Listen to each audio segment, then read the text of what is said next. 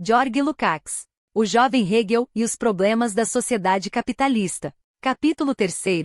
Fundamentação e defesa do idealismo objetivo. Iena, 1801 a 1804. 7. Os limites da economia política hegeliana. A tendência filosófica e histórica do pensamento de Hegel é deduzir as categorias econômicas e sociais a partir do relacionamento do indivíduo com a sociedade burguesa moderna. Ele procura mostrar como, dessas relações, emergem leis objetivas de movimento que regem os vínculos recíprocos entre homem, natureza e sociedade, e como, sobre essa base, nascem contradições cuja superação e conservação no nível superior permite compreender, em última instância, toda a estrutura da sociedade e da história. Na interpretação filosófica da prática humana, Hegel dá um passo nitidamente antifetichista. Ao conceber o mundo de forma dialética, como um todo em movimento, atravessado por oposições que se transformam, ele busca, no conhecimento da sociedade, compreender todas as categorias objetivas de natureza econômica e social como expressões móveis, cheias de contradições, das atitudes humanas. Assim, as categorias perdem a imobilidade metafísica e o caráter fetichizado, sem perder a objetividade. Com efeito, a prática para Hegel envolve sempre a interação com a realidade objetiva, por meio de uma atividade humana crescente. Realizam-se etapas cada vez mais altas dessa atividade e se revelam novas determinações do objeto que entram em interação com ela. Quanto mais complexo e desenvolvido se torna o sistema de atividade humana na sociedade, mais necessária é a luta dialética contra a estagnação metafísica do pensamento, contra a fetichização das categorias que, para nós, são formas do sujeito social geradas pela própria atividade humana. Ampliam-se, por consequência, o mundo das determinações objetivas com que a atividade humana interage e a exigência de objetividade da tendência filosófica. Esses princípios da metodologia hegeliana para conhecer a sociedade já nos são familiares, ao menos em suas linhas básicas. A questão agora é outra: até onde Hegel aplica esse método? E como essa limitação se relaciona com seu idealismo filosófico? Em sentido inverso, até que ponto esse idealismo influencia sua compreensão da sociedade burguesa moderna, de sua origem e de sua avaliação? Diante disso, encontramos um conjunto complexo de problemas que não se deixam reduzir a uma relação simples. Por um lado, cumpre investigar como o idealismo filosófico limita a economia política de Hegel. Por outro, estabelecer em que medida esse idealismo está entranhado na situação social do próprio Hegel. Um primeiro ponto, já perceptível a qualquer leitor atento: Hegel trata a sociedade burguesa como uma unidade. Isso decorre, em grande medida, do atraso econômico e social da Alemanha. As grandes lutas de classe do período, que sacudiam Inglaterra e França, conduziram, de um lado, ao fundamento científico das contradições de classe na teoria do valor. Ainda que os clássicos da economia política, mesmo com essa descoberta, não tenham tirado todas as consequências da natureza contraditória da sociedade de classes. De outro lado, a experiência direta dessas lutas levou pensadores, publicistas e políticos, na Inglaterra e na França, a reconhecerem com maior ou menor clareza a existência objetiva e real da luta de classes. Na época em que se formava a filosofia hegeliana, já surgiam pontos de vista que, ao menos especulativamente, intuíram que as contradições de classe que sustentam a sociedade burguesa a levariam para além de seus limites. Em Hegel nada disso aparece de modo explícito, em nenhuma direção. Já vimos que ele não se limita a constatar a oposição entre pobreza e riqueza na sociedade moderna, reconhece, ademais, que essa oposição decorre do próprio desenvolvimento dessa sociedade, das fábricas e da disseminação da pobreza. É significativo, contudo, que um fato assim reconhecido por Hegel como necessário não determine suas visões econômicas ou políticas. A oposição entre ricos e pobres não é articulada, por ele, a teoria do valor de Adam Smith. Não se torna motor teórico da sociedade burguesa. Permanece, em parte, como um fato que a sociedade e o pesquisador devem enfrentar, em parte, como obstáculo ao funcionamento normal dessa sociedade. Ao Estado e ao governo caberia equilibrar e atenuar as consequências excessivas desse fato, quando se tornem desestabilizadoras. Uma constatação vigorosa de fatos e de seus nexos não conduz, em Hegel, a consequências adequadas para a construção teórica da sociedade, e tampouco repercute sobre suas generalizações filosóficas. As críticas que Marx dirige a Hegel na introdução à crítica da economia política atingem, por isso, toda a metodologia hegeliana da filosofia social. Início da citação de Marx, abre aspas, considerar a sociedade como o único sujeito significa considerá-la incorretamente, especulativamente, fecha aspas. Com Hegel, povo e Estado formam uma entidade una, a qual se correlaciona o sistema de necessidades econômico que os sustenta. Já vimos que, para Hegel, as contradições fundamentais que movem a história do mundo se dão entre os povos, e não no interior de cada povo. É verdade que ele observa com agudeza as mudanças na estrutura social dos diferentes povos e leva isso em conta nas contradições mundiais entre eles, porém, não enxerga nessas mudanças, e na sua dialética interna, a força motriz do desenvolvimento histórico mundial. Esse idealismo assenta, em parte, na base econômica pouco desenvolvida dos antagonismos de classe na Alemanha. Seria, no entanto, uma simplificação indevida derivar daí, de forma direta, todas as manifestações de seu idealismo na ciência econômica. O horizonte histórico de Hegel vai além da Alemanha, sua filosofia social concede relativamente menos atenção à situação alemã e muito mais aos problemas europeus que emergem com a Revolução Francesa e com a Revolução Industrial Inglesa. Ainda assim, seu idealismo econômico, a compreensão da sociedade como sujeito unitário, reforça-se por suas concepções de história mundial. O reconhecimento do desenvolvimento ideológico intensíssimo do pós-revolução na França e, sobretudo, das ilusões políticas e sociais ligadas ao governo de Napoleão. Isso fortaleceu o idealismo hegeliano na economia política, alimentado por fontes alemãs, imprimindo-lhe um patos otimista. O patos da renovação do mundo e da aparição do espírito do mundo, cuja manifestação mais nítida está na fenomenologia do espírito.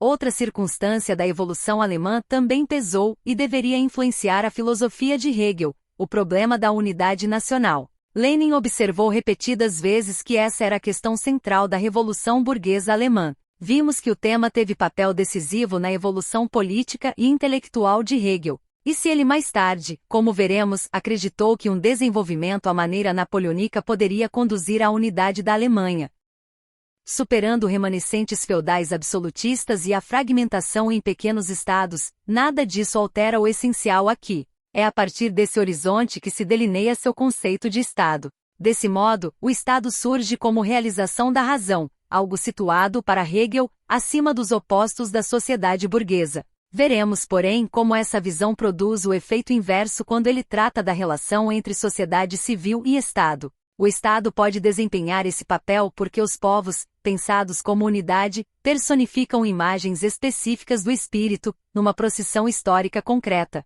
O desenvolvimento histórico assume, então, feição dialética, uma série ininterrupta de grandes combates nos quais o papel principal do espírito do mundo em progresso. Sua personificação passa, de época em época, de um povo a outro. É como uma migração da alma do espírito do mundo, cada nação, em certo período, oferece a figura única em que o espírito do mundo se dá no estágio de seu desenvolvimento. Não se devem perder de vista dois aspectos. Primeiro, é justificável, até certo ponto, falar de unidade de uma nação ou de um desenvolvimento nacional uno. Só os vulgarizadores do marxismo ignoram esse momento e tentam dissolver os traços nacionais, formações sucessivas. Quando o marxismo revela as causas sociais das diferenças entre os caminhos da França e da Inglaterra, e quando, com base nessas diferenças, mostra que as classes e suas lutas assumem formas diversas, ele alcança uma especificidade nacional mais profunda do que os historiadores e pensadores burgueses. Inclusive Hegel, que não veem essas forças motrizes reais, interpretam a unidade nacional metafisicamente. Segundo, o resumo que aqui fazemos da filosofia hegeliana da história é inevitável, mas não exaure sua riqueza de tendências opostas efetivas. Elas estão presentes e já as notamos em Hegel.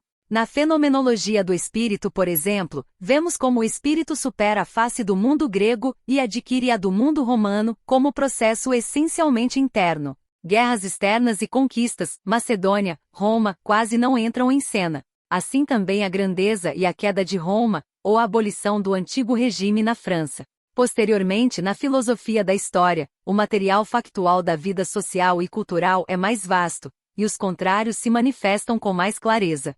Há, todavia, uma tendência oposta no pensamento de Hegel que, por mais forte e rica, jamais prevalece metodologicamente. A unidade metafísica do espírito nacional é necessária ao idealismo objetivo hegeliano. Se a unidade do povo se cindisse em forças opostas, com orientações definidas e fisionomia nacional, mas sem um portador único, sair-se-ia da moldura do idealismo objetivo. As tendências opostas se fazem sentir, por vezes de modo intenso, mas apenas dentro dessa moldura. Elas ganham vigor, em geral, onde Hegel pode deixar o problema do Estado à margem, na segunda parte da fenomenologia do espírito, e sobretudo, na estética. Outro lado, também controverso na obra de Hegel, é sua atitude negativa diante das formas radicais de democracia e sua recusa em reconhecer as forças criativas do Estado plebeu. Já conhecemos seu conceito ao analisar a Revolução Francesa. Não é abandono dos ideais republicanos juvenis, mas característica essencial e constante de seu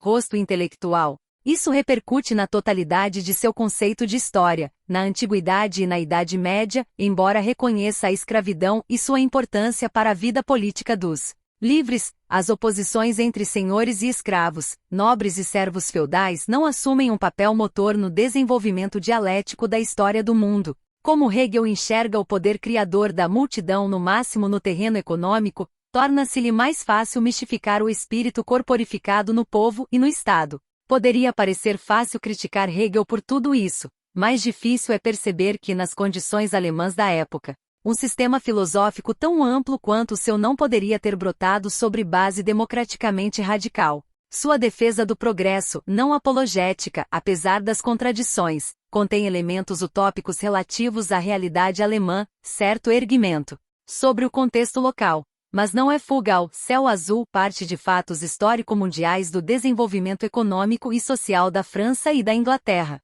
Após Babeuf, no idílio social alemão, não havia base real para a democracia radical, ela resvalaria para o utopismo subjetivo.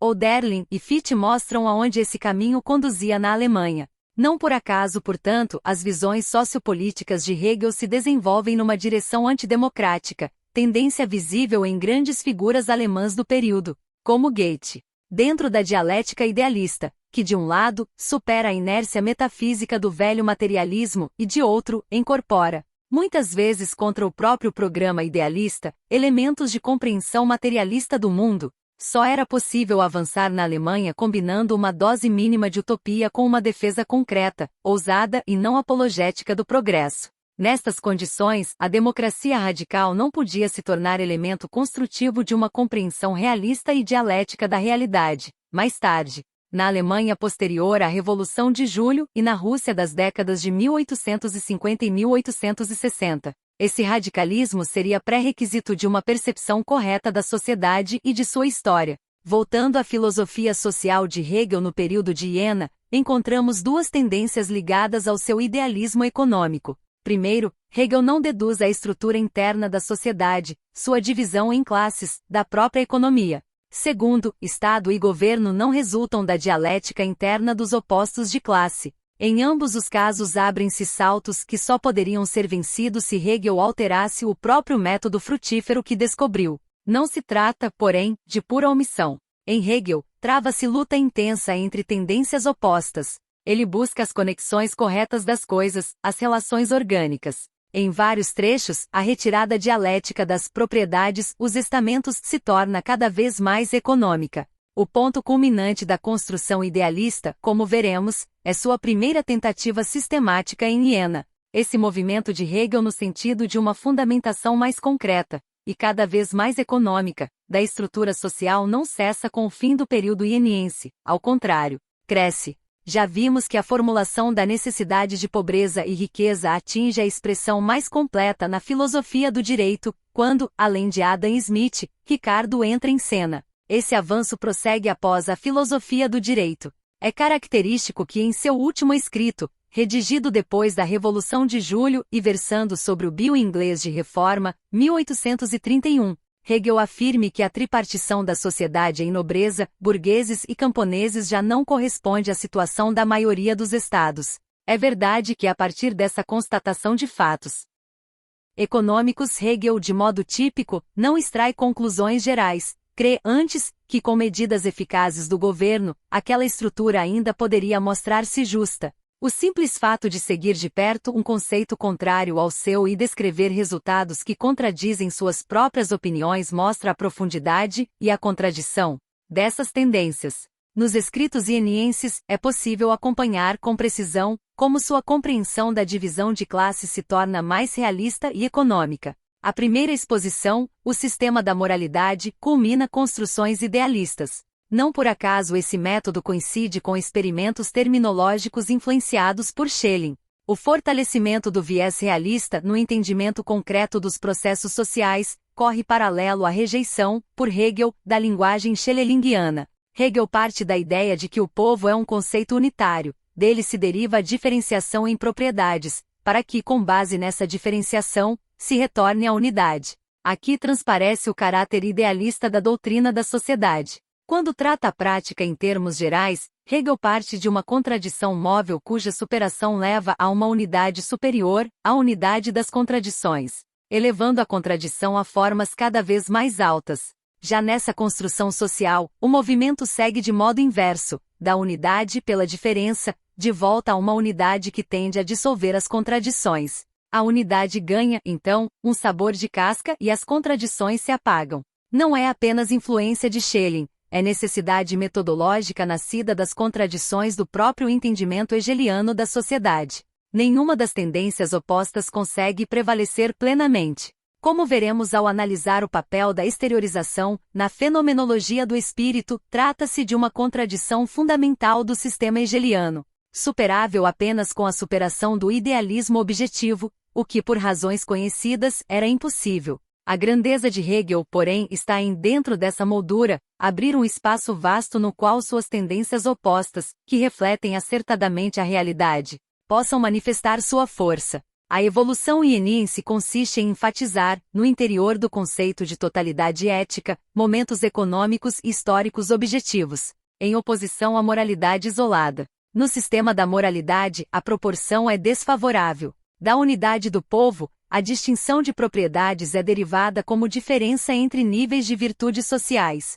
Hegel conclui, início da citação de Hegel, abre aspas, o povo, enquanto totalidade orgânica, é a indiferença absoluta de todas as determinações da prática e da moral. Seus momentos são, primeiro, a forma da identidade, isto é, a indiferença, depois, a forma da diferença, por fim, a forma da indiferença viva absoluta. Nenhum desses momentos é abstração, cada um é uma realidade. As potências da moralidade se apresentam, nessa realidade, dentro da totalidade consumada. A essência lógica e o princípio de cada uma são certa forma de moralidade que descrevemos. Consequentemente, essa classe da moral, absolutamente livre na realidade, fecha aspas. Mais tarde, nas aulas de 1805 e 1806, Hegel abandona o método de cima para baixo e ascende, de baixo para cima, do trabalho concreto dos camponeses aos habitantes das cidades e, por fim, à comunidade superior do estamento alto.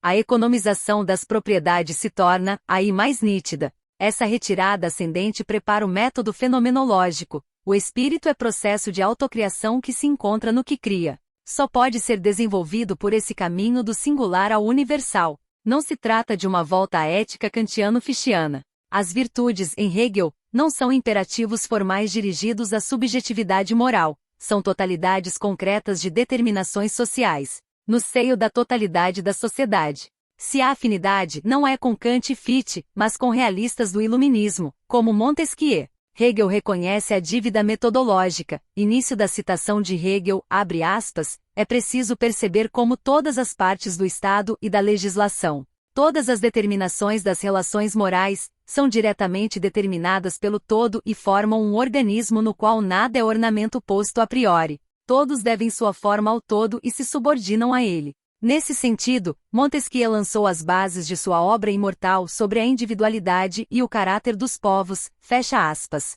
A Hegel, porém, impõe-se um dilema, a totalidade específica das determinações histórico-sociais, tanto na esfera objetiva da atividade ética quanto na certeza subjetiva, é precisamente a via para superar a subjetividade abstrata de Kant e Fichte. Mas ele não pode insistir numa mera diferenciação classista da moralidade. Se a mais alta virtude fosse sempre a virtude de cada classe, reconhecer-se-ia, na base, a sociedade de classes, o que Hegel não pode aceitar. Daí surgem contradições inevitáveis. Depois do sistema da moralidade, Hegel adota um método histórico. No artigo sobre o direito natural, parte da descrição do mundo antigo e de sua decomposição e chega, por análise do processo, à conclusão de que as três classes da sociedade moderna são necessárias. A fonte para a imagem da decomposição continua a ser Gibbon. O processo é resumido como privatização da vida inteira. Antes visto apenas como decomposição, agora aparece assim, início da citação de Hegel, abre aspas, com a perda da moralidade absoluta e a humilhação do Estado nobre. Ambas as propriedades, antes separadas, tornaram-se iguais. O princípio estabelecido da formalidade, unidade e igualdade removeu a distinção interna genuína das propriedades. O princípio da universalidade e da igualdade, para se afirmar, teve de submeter a totalidade a si, substituindo o isolamento de ambas as propriedades por sua mistura. Nessa confusão, segundo a lei da unidade formal, o primeiro estamento foi essencialmente eliminado e apenas o segundo se tornou povo. Fecha aspas. Dessa decomposição, Hegel deriva a sociedade moderna como sistema de propriedade e de direito. Início da citação de Hegel, abre aspas, para que esse sistema se desenvolva, se torne estado geral e destrua inevitavelmente a moralidade livre, onde esta se mistura com aquelas condições. É necessário que ele seja excluído do estado nobre e receba, como reino próprio, a esfera de vida de outro estamento, no qual possa estabelecer-se na sua confusão e, ao remover essa confusão por outra, desenvolver sua própria atividade, fecha aspas.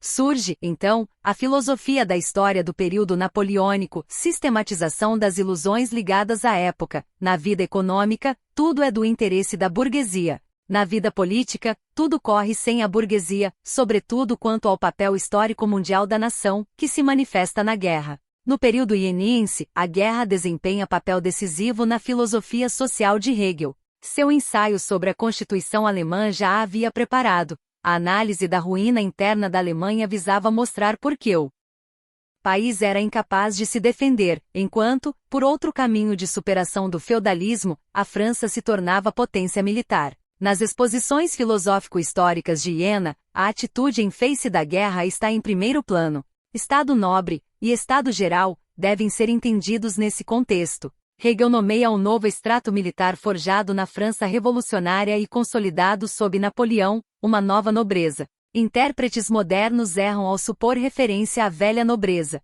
A dominância na sociedade moderna da individualidade, formada por meio da alienação, não pode assentar em nobreza hereditária. Nas aulas de 1805 e 1806, Hegel defende a monarquia hereditária e vê a pessoa do monarca e sua família como algo natural. Mas o monarca é, para ele, a única exceção. Coragem, decisão e sacrifício pelo povo são a mais alta virtude, única na qual a universalidade da vida popular se realiza de modo prático. A guerra impede a sociedade de enrijecer no isolamento e no interesse privado. Início da citação de Hegel, abre aspas, para que o todo não crie raízes nesse isolamento, para que o espírito não desapareça, o governo deve, de tempos em tempos, sacudi-lo por meio de guerras, violar e perturbar a ordem estabelecida e o direito de independência, para que indivíduos, afundando nesse isolamento, se desapeguem do todo e aspirem à intangibilidade de si e à segurança pessoal, e sintam que seu senhor é a morte, fecha aspas.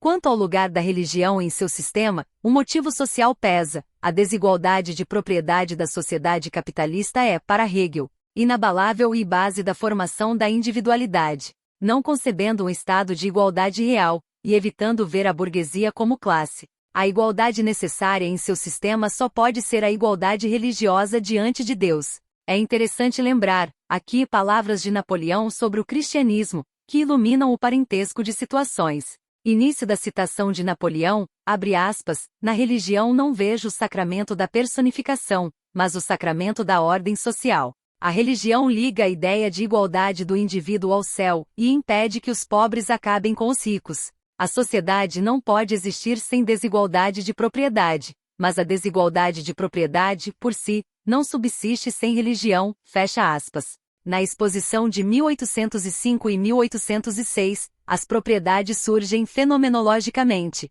Começa pela propriedade camponesa, camada mais próxima do estado natural. Hegel distingue o trabalho concreto do camponês do trabalho abstrato do comércio e da indústria, e observa que o camponês trabalha para satisfazer necessidades próprias, não para o mercado. Início da citação de Hegel, abre aspas, a propriedade camponesa é uma confiança que falta à individualidade, tem sua individualidade no indivíduo inconsciente à terra. Como trabalhador, o camponês não é trabalhador em abstrato, providencia a maioria ou todo de suas necessidades. A conexão do produto com seu fim é interna. Seu fim e sua realização estão ligados à natureza inconsciente. Ara e semeia, mas a sorte depende de Deus e das estações. Confia que o que plantou amadureça por si. Fecha aspas. Daí sua desconfiança ante movimentos camponeses. Início da citação de Hegel, abre aspas, um levante camponês é um elemento cego e insensato. Como uma inundação que só destrói, no melhor dos casos, deixa o lodo fertilizante, e se espalha sem criar obra alguma, fecha aspas. Acima, ergue-se o estado do trabalho abstrato, comércio, indústria e direito, isto é, a burguesia. A esfera econômica é a do acaso que por sua legalidade, se eleva à necessidade, a consciência predominante é a decência. Traço mais próximo ao filisteu alemão do que ao capitalista inglês. Hegel considera os comerciantes o ápice da classe burguesa, a partir deles, inicia a classe geral alta pelo homem de negócios, passa pelo cientista e culmina no soldado. Início da citação de Hegel, abre aspas, as propriedades inferiores têm seu sujeito e sua consciência no particular, fecha aspas. Depois, início da citação de Hegel, abre aspas, o Estado público trabalha para o Estado. O espírito ascendeu a sujeito universal na classe dos empresários. Mas o trabalho, em si, é fragmentado, abstrato, trabalho de máquina. Embora direto ao universal, é limitado e fixo. Eleva certo universal ao conhecimento do universal. O espírito se ergue acima do caráter, faz algo universal. O trabalhador genuíno é, em parte, um cientista, fecha aspas. E com ironia sobre o cientista, início da citação de Hegel, abre aspas, o mais essencial para o cientista é a vaidade de si, fecha aspas. Apesar do esforço de fundamentar economicamente o sistema de propriedades, a derivação fracassa. Entre as razões, está o papel decisivo do princípio jurídico, o reconhecimento. Para Hegel, certas categorias só alcançam verdadeira dignidade quando reconhecidas juridicamente. Daí a distinção entre coisa e propriedade. Início da citação de Hegel, abre aspas, há uma contradição na propriedade, a coisa é universal, enquanto a propriedade deve ser singular. Essa contradição se remove pela consciência, quando a coisa depende de si como seu próprio oposto. Enquanto reconhecida, é propriedade singular e ao mesmo tempo, universal, pois, nessa propriedade singular, todos são proprietários. Minha propriedade reteve a forma da consciência, é minha, mas como propriedade, relaciona-se não apenas comigo, é universal, fecha aspas. O mesmo ocorre quando Hegel vê no contrato uma forma mais alta de troca. Início da citação de Hegel, abre aspas, o contrato é o mesmo que a troca, mas a troca consumada. Não alieno senão minha palavra, a declaração de que quero alienar algo de mim, o outro faz o mesmo. Minha alienação é também vontade dele, sua alienação se torna minha afirmação. Não é troca de coisas, mas de declarações, o que é significativo, assim como a própria coisa. Para cada um, a vontade do outro, como tal, é significativa. A vontade retornou ao seu conceito, fecha aspas. Duas linhas inerentes ao idealismo empurram Hegel nessa direção. Uma é histórica, a duplicação moderna entre esfera civil e Estado, com a elevação da forma jurídica. Outra é filosófica, a categoria de reconhecimento vinculada à exteriorização. Numa aula de 1805 e 1806, ele define, início da citação de Hegel, abre aspas, o direito é a relação de uma pessoa, em seus atos, com outras, o elemento universal de seu ser livre ou a determinação, limitação, de sua liberdade vazia.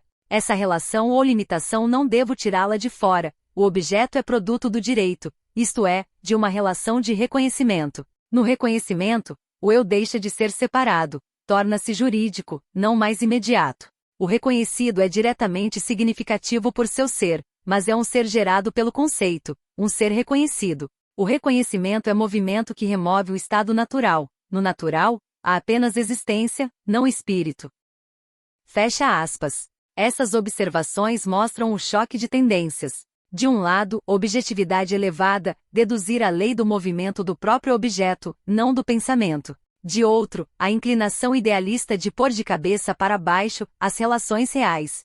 Hegel percebe níveis de fetichização social e, em alguns pontos, se aproxima do fetichismo da mercadoria, mas, ao ver as formas superiores de exteriorização, como o dinheiro como mais puras, eleva o jurídico sobre o econômico e perde a chave materialista da crítica. Daí duas consequências. A primeira é o positivismo acrítico, a restauração, por via especulativa, do que é. A segunda é o recurso a um empirismo bruto, buscando apoio em determinações naturais, quando faltam mediações sociais. Marx, na crítica à filosofia do direito, mostrou como o nascimento do monarca, um fato natural, é misticamente alçado à prova filosófica. Hegel escreve, início da citação de Hegel, abre aspas, o universal livre é o ponto da individualidade, enquanto livre do saber de todos. A individualidade não é constituída por todos como um extremo, como o governo. Ela é imediata, natural, um monarca hereditário. Ele liga imediatamente o todo. Muitos indivíduos, a massa, agem como multidão, fluidez. O último é natural, imediato. Só aqui é natural, a natureza oculta, fecha aspas. Depois de acompanhar a primeira fenda, a estrutura de propriedades não deriva dialeticamente da economia, surge a segunda. O abismo entre a ordem das propriedades e o governo. O movimento em Hegel vai do particular ao universal. Quando a classe alta atinge a universalidade, surge a dificuldade. Como distingui-la do governo? O problema não é apenas filosófico, é a natureza de classe do Estado. Hegel, por seu conceito de unidade da sociedade, não chega à natureza classista do Estado. Oscila entre identificar a classe alta, a nobreza militar napoleônica, com o Estado e, ao mesmo tempo, reconhecer que a ditadura napoleônica é específica, militar, mas voltada a preservar o conteúdo burguês da revolução contra a restauração feudal e contra o aprofundamento democrático. No sistema da moralidade, a contradição aparece abertamente. Início da citação de Hegel, abre aspas, o governo representa diretamente o primeiro estamento, pois este representa a potência absoluta perante os demais, a realidade da moralidade absoluta e o espírito efetivamente contemplado pelos demais, enquanto os outros existem de modo particular. Contudo, ele é um estamento em relação a outro, e deve haver algo mais alto do que ele, a diferença em relação ao outro. Empiricamente, a liberdade de um e de outro se elimina, e o suporte absoluto de todas as classes tem de ser o governo, em seu conceito. Ele não pode pertencer a nenhuma classe, pois é a indiferença de todas. Portanto, deve ser composto dos que têm um ser real dado na propriedade, que vivem numa propriedade ideal, os anciãos e os sacerdotes, essencialmente um só, fecha aspas. Mais tarde, Hegel buscará, para resolver a dificuldade, a monarquia hereditária, de novo com o mesmo expediente natural. Mesmo quando abandona a terminologia de Schelling, o tratamento da relação entre Estado e propriedades mantém por vezes um caráter schellingiano. Sempre que o sistema se sobrepõe ao método, o universal se isola do particular e o subordina. Não obstante, em muitos pontos, por exemplo, quando reduz o monarca à figura em grande parte decorativa e reconhece o automovimento da sociedade civil, Hegel minimiza a intervenção estatal e reconhece as condições econômicas necessárias ao desenvolvimento burguês. Também aqui, a imagem francesa real, sobretudo o modelo napoleônico, deixa marcas na construção hegeliana. Em seu último artigo sobre o projeto de reforma inglês, ele ainda discute uma constituição concedida por Napoleão ao Reino da Itália. Na doutrina social e econômica de Hegel, duas tendências mutuamente exclusivas atuam ao mesmo tempo. De um lado, a que desenvolve o universal a partir da dialética interna do particular, como na análise do trabalho, da divisão do trabalho, das ferramentas. De outro, a que dá autonomia ao Estado como portador da finalidade do espírito, acima da sociedade, um traço idealista reforçado pela situação alemã. A modernidade se distingue da antiguidade por princípios. O papel econômico da burguesia, o individualismo, a exteriorização em grau mais alto, que Hegel eleva núcleo de sua filosofia da história. Mas, ao mesmo tempo, ele concebe o Estado como independente da base econômica. A sociedade burguesa serve ao Estado, que, por sua vez, garante seu livre funcionamento. Essas duas tendências revelam dois sentidos da exteriorização em Hegel, um real, outro mistificado. A análise detalhada caberá à fenomenologia do espírito. As condições alemãs reforçam as tendências idealistas. Marx mostrou na crítica a Kant, como, na Alemanha, os interesses materiais da burguesia se espiritualizam em autodeterminações puras da vontade e como prosperam ilusões sobre o Estado. Nas críticas à filosofia do direito, Marx enfatiza o caráter especificamente alemão do atraso, a universalidade imaginária encarnada na burocracia, e o Estado e o governo como representação contra a sociedade burguesa, não sua representação. Em notas críticas, Marx acrescenta que as contradições de Hegel refletem relações reais. Hegel não deve ser condenado por descrever a essência do Estado moderno tal como é, mas por tomar o que é por sua essência.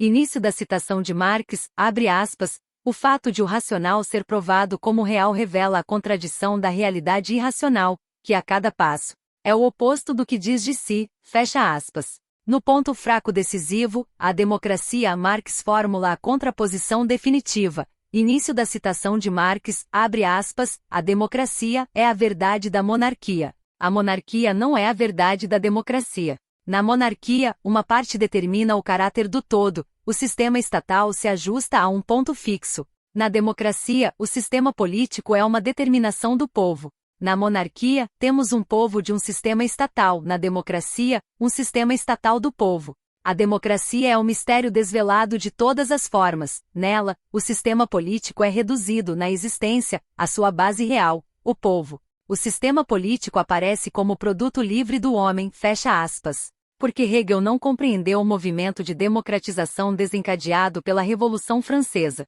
Faltou-lhe a generalização histórico-filosófica genuína correspondente a esse processo real. Em vez de articular os momentos particulares num todo dialético, envolveu-os na falsa glória de uma pseudonidade, isolou universais e lhes deu existência própria, colocando o especial sob sua tutela. A luta entre as duas tendências reaparece na lógica, de um lado, o desenvolvimento dialético real que ele inaugurou, de outro, a construção especulativa que subordina o particular a um universal pronto. Volta então, a exigência kantiana do intellectus archetypus a passagem do particular ao universal. Kant fixara esse limite como insuperável ao entendimento humano metafísico. Schelling o proclamou superado por uma intuição intelectual, do gênio, solução declarativa.